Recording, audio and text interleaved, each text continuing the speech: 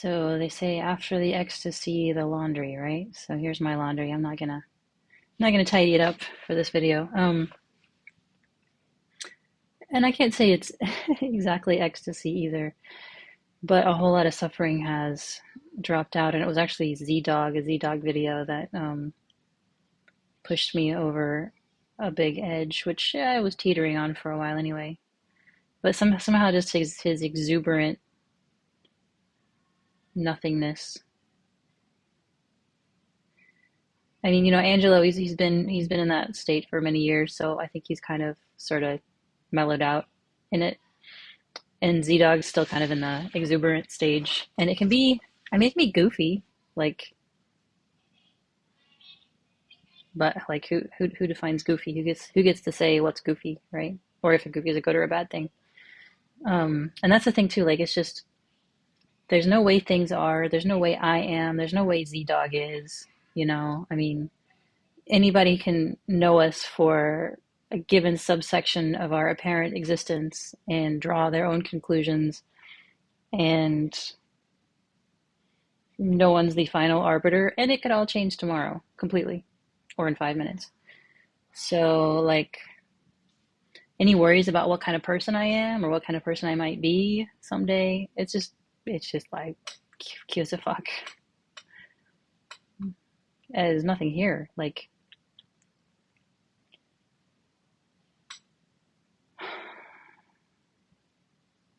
there's no stakes. Another thing actually that happened just before I watched the Zubin video that I think really helped was I went to a Smash room. So I had a whole box for $25. I got a whole box of basically glass and porcelain cups, saucers, bowls, flower pot, a vase. Um, yeah, just all kinds of different glass and ceramic stuff and clay and and pot lids. And I was like, I looked at that box of stuff, and I'm like, you're all dead.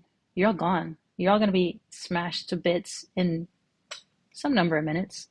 What you are right now, that's not gonna last.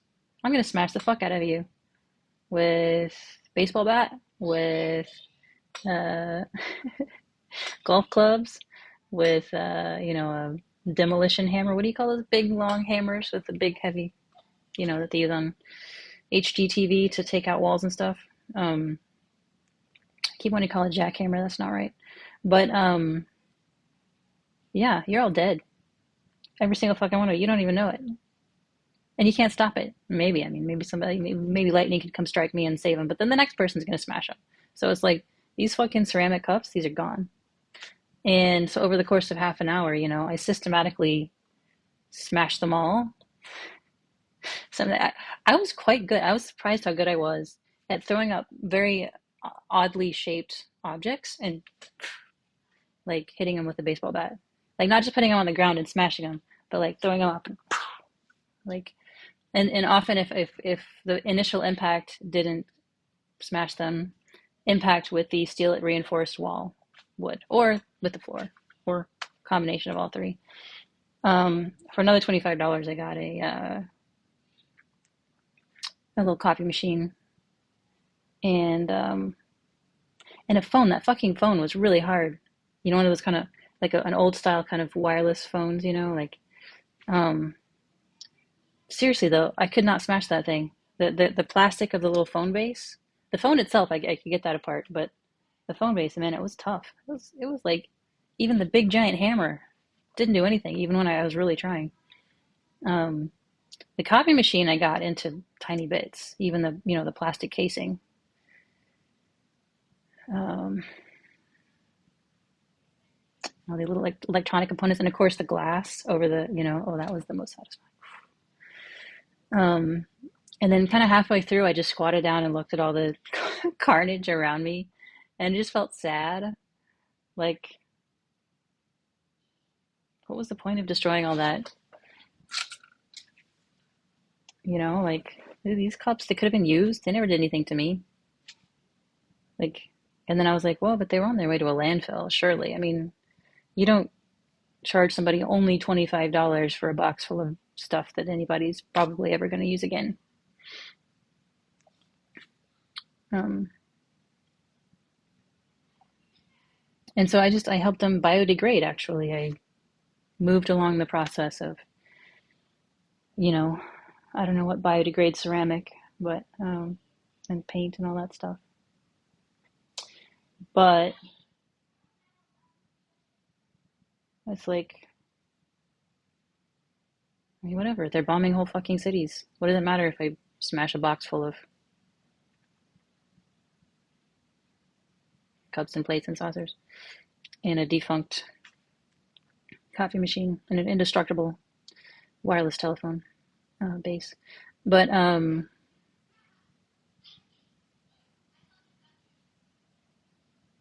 yeah, one of the things that really gets me down,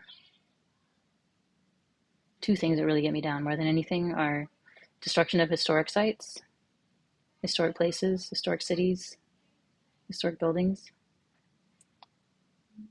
archaeological sites, and extinction of species. These two things really get me down. And somehow it just came to me like they're already extinct. Everything's already extinct. Everything that's here, it's gone. It's going to be gone in a blink. Maybe not my blink, but somebody's blink. Some definition of a blink. It's going to be gone. All of it. Everything. I mean, like, um, and historic sites.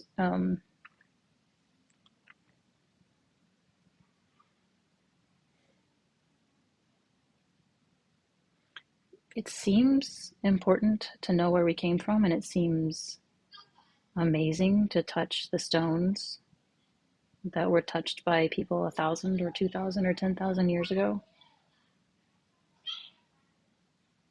But I don't control or manage what happens to the historic sites on planet Earth. I don't. And in a million years, probably we're not going to be here. So who the hell cares if our historic sites are here?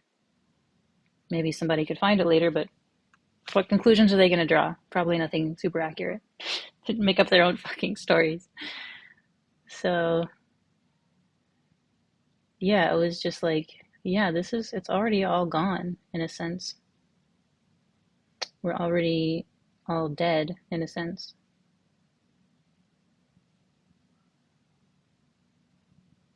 And it just kind of took some pressure off, it's like, and you can't call that nihilism because nihilism has assumptions built into it.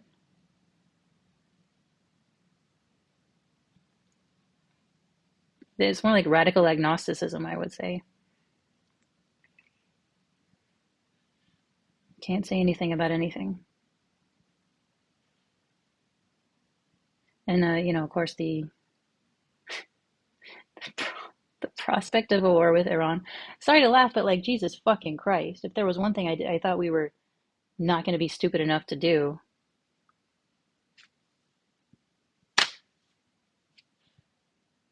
And you see Tabriz on the maps being bombed. Shams of Tabriz, the mentor inspiration of the poet Rumi. There's nothing sacred.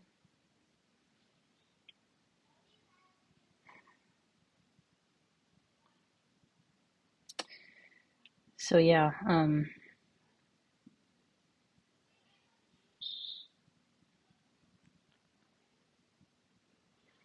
but it goes to the fact that so many people are so smart, so knowledgeable.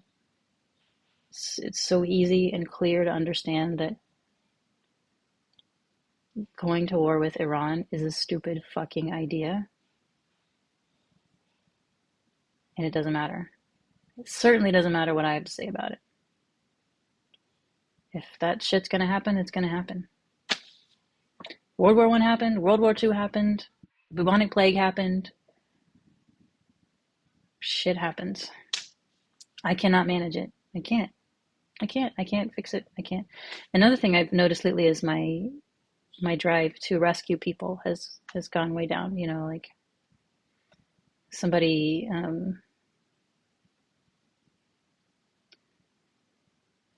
somebody posted in a group I'm in asking for advice, and I'm not going to say any details because there's a chance they might watch the video, but it was just like what this person did was kind of absurd, and it would be painful, but I could, and I barely know this person, right? Barely interacted with this person. It'd be painful, but I could probably make it a lot easier for her. But then it was like, maybe that would actually be stunting her path, her growth. I don't know. So, so what? Should I step in? Should I not step in? It's like, I don't really want to step in. I don't want to have anything to do with this. Previously, it would have been like, oh, I can fix this. And now it's like, and it's not, I'm not trying to be cruel or mean, but it's not always my job to fix every random person's problems, is it? And that's another thing that gets me down, or that kind of bugs me, is like, am I my brothers and sisters' keeper? To what extent? I don't know. Right now, I'm erring on the side of not rescuing random people. For better or worse, who knows? It's more relaxing for me.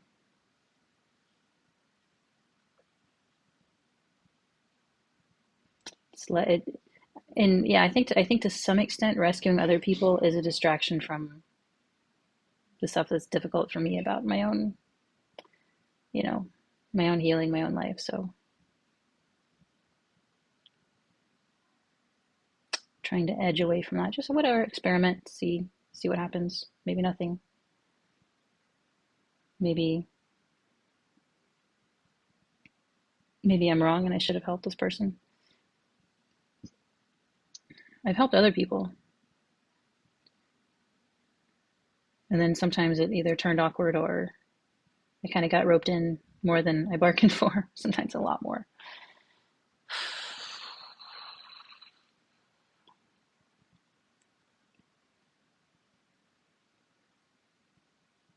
I don't know. I have enough entanglements, I guess, that I can just leave that for a little while. Uh, but it kind of felt nice that I felt like I had a choice, as opposed to like I just sort of went headfirst into fixing some random person's problems. Um, hey, girly, I'll be out in about 10 minutes. Um,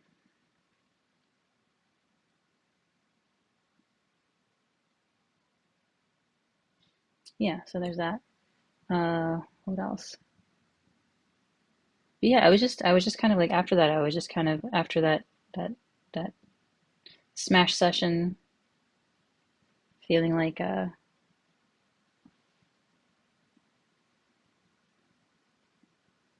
it might have gotten some anger and aggression out of my system too. Who knows? I didn't scream obscenities. I expected to. There was just so much kind of, it was very childlike, actually. Just like bam, bam. Like, what's gonna happen when I hit this with that? So it was more like, am I allowed to just break this? I can break whatever I want. It was there's also that element to it that I didn't expect. I just thought I'd be screaming obscenities and like letting anger out, but there was curiosity, there was sadness. It was a whole roller coaster. Um,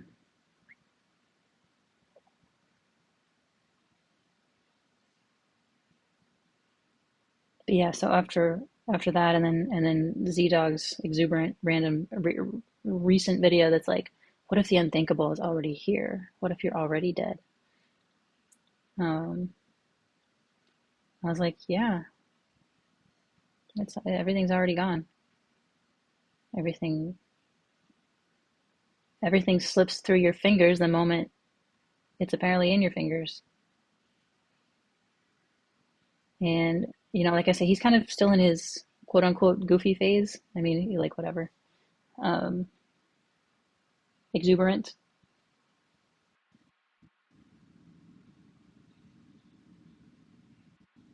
I feel like I still have stuff that I need to, that needs to work through the system, needs to be fully experienced so that it can move on.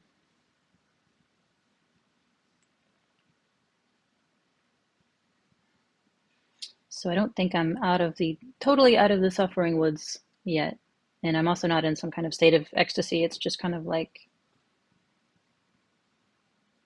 I don't know, I'm in the middle of a incomprehensible light show and stuff's happening and I respond sometimes. Well, I don't know, like what else can you say about it? Stuff's happening and I don't need to worry about it. I mean, there might be moments in life when worrying is or being concerned is warranted. It's a possibility. If so, it should be probably a tiny fraction if you're lucky. I mean, if you're in a relatively safe situation, that should be a pretty small percentage, like less than 1% kind of percentage of the time you spend existing.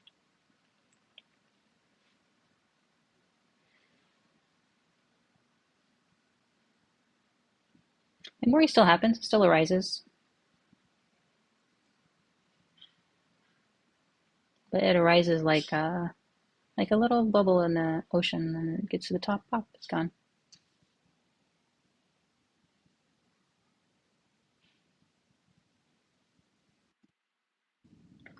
Something triggered me pretty badly yesterday, and it caused a whole chain reaction.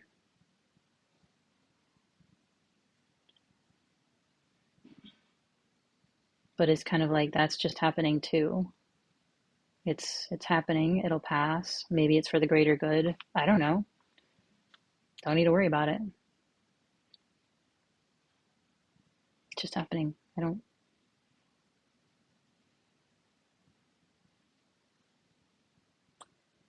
can't manage the entire planet. I can't even really manage myself exactly. It's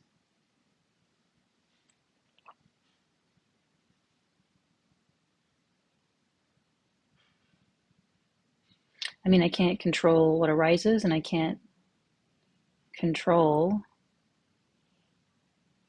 my reaction.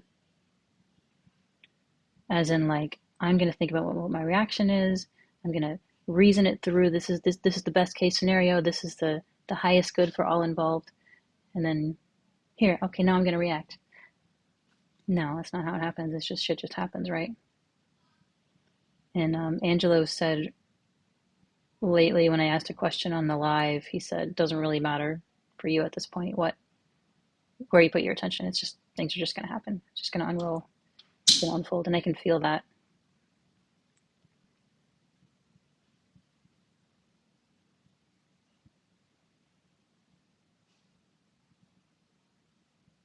Lots of surprises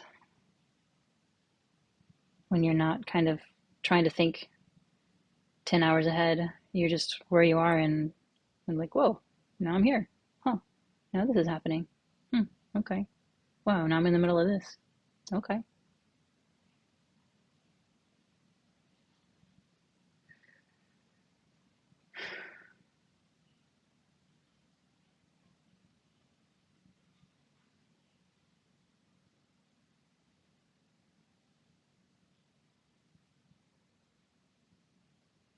Good, bad, happening.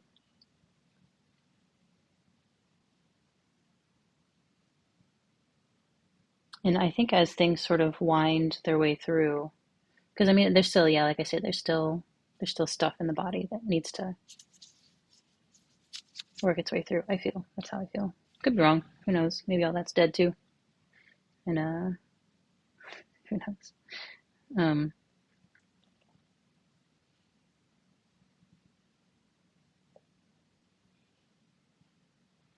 Yeah, I was kind of surprised how deeply I got triggered yesterday.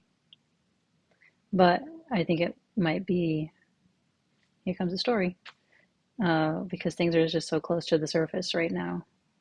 And as far as like, I don't have the old coping mechanisms.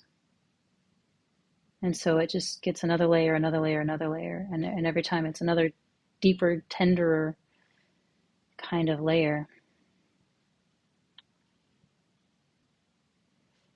And that's what's happening right now.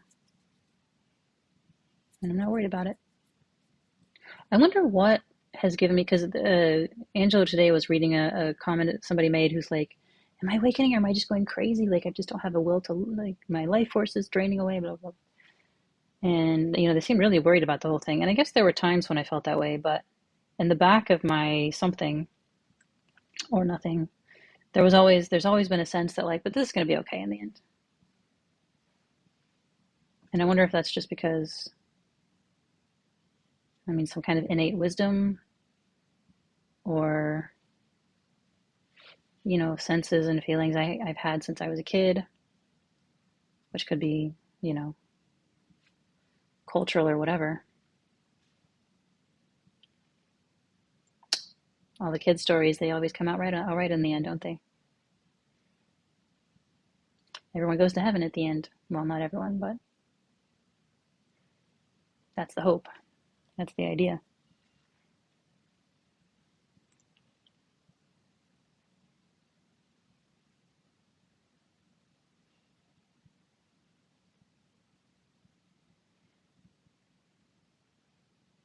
Maybe it's just the beauty. I think there is a sense beyond the kids' stories that there's something magnificent here, and it's not trying to hurt us. Even Anne Frank, in the middle of what she went through, what she wrote, that believing people are good at heart. I've always felt like that. I've always wanted to believe that, and I've always felt that must be the case, because I don't want to hurt anybody. And the ayahuasca told me, like I said, how can I know if the universe is benevolent? And ayahuasca said, well, look in your own heart. What do you find? And Lord knows I'm not perfect. Lord knows I can be petty and judgmental and all kinds of other things.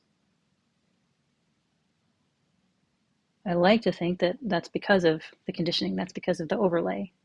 Underneath,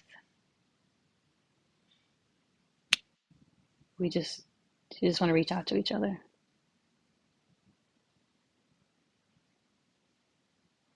And you look at the world right now, and boy, it looks different from that. It can be easy to draw some really sad conclusions from that.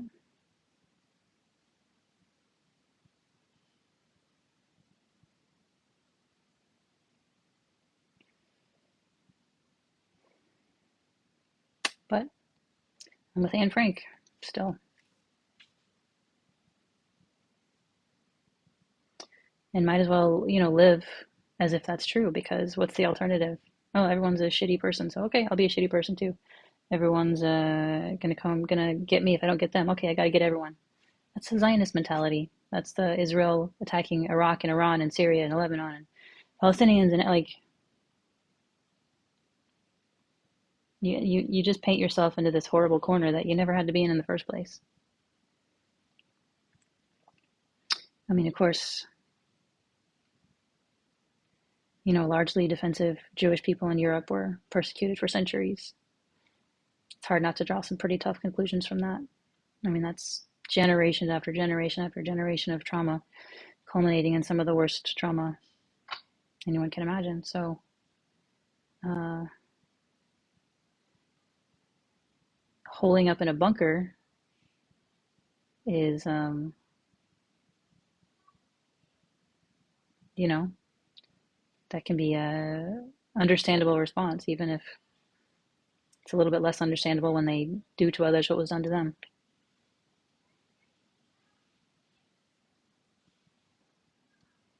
But that's the lesson the world keeps showing us is